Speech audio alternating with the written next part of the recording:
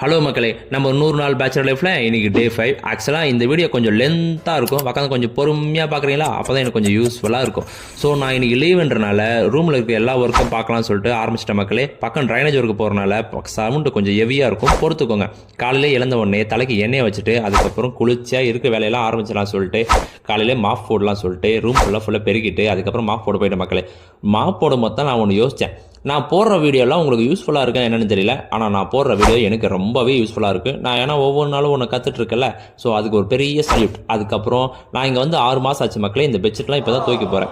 அதுக்கப்புறம் இருக்கிற பழைய துணியெல்லாம் எடுத்து போயிட்டு துவைக்கலாம் மொட்டை மாடிக்கு போனால் சூரிய பகவான் நமக்கு வச்சுட்டாரு பெரிய ஆப்பா. மழை வர மாதிரி சொல்லிட்டு துணியெல்லாம் துவைச்சிட்டே இருந்தேன். எங்கடா மழை வர போகுதுன்னு. அதுக்கப்புறம் நான் அடிச்ச மணி உங்களுக்கு கேட்டுச்சோ இல்லைன்னு தெரியல, ஆனால் சூரிய பகவானுக்கு நல்லாவே கேட்டுருச்சு போகுது. வெயில் அடிக்க ஆரம்பிச்சிருச்சு. இங்கேருந்து ஒசூர் வியூவை பார்க்கறதுக்கு அவ்வளோ அழகாக இருக்குது மக்களே, செம்ம என்ஜாய்மெண்ட்டாக இருக்குது. அதுக்கப்புறம் முடிச்சுட்டு கீழே வந்து சமைக்கலாம்னு சொல்லிட்டு நைட்டே ஊற வச்சேன், மூக்களை எடுத்து வேக வச்சுட்ட மக்களே.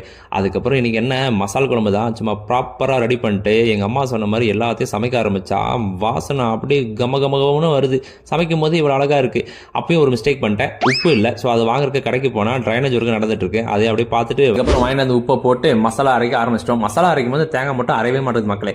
அதுக்கப்புறம் இந்த 4 பொருள் இருந்தாலும் நம்ம சமைச்சு முடிச்சிடலாம் அப்படின்னு சொல்லிட்டு எங்கள் அப்பா எனக்கு சொல்லி கொடுத்துருக்காரு. அதை தான் இப்போ ஃபாலோ பண்ண போகிறேன். ஸோ நான் சொன்ன மாதிரி செஞ்சு பாடுற மகனே செம்மையாக டேஸ்ட் இருக்கும் அப்படின்னு சொன்னார். அதே மாதிரி நானும் ட்ரை பண்ணிட்டேன். அதுக்கப்புறம் என்ன மேலே படி துணியெல்லாம் எட்டு வந்து போட்டு இன்னைக்கு 4 கலர்ஃபுல்லாக முடிச்சுக்கிற மக்களே. ஃபாலோ பண்ணிக்கோங்க.